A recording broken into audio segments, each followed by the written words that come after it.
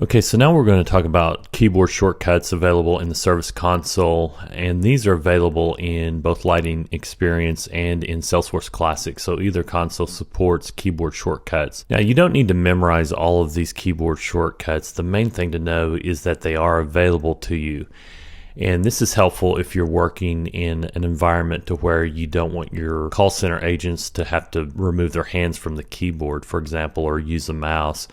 If they can get familiar with these keyboard shortcuts, they can navigate and do what they need to do using these shortcuts. Now, there's a couple of help articles that show you how to get to these lists of keyboard shortcuts. There's this one that is talking about working with keyboard shortcuts in the Salesforce console and Classic. And so in Classic, you can view an overlay of the list of shortcuts by pressing Shift plus K.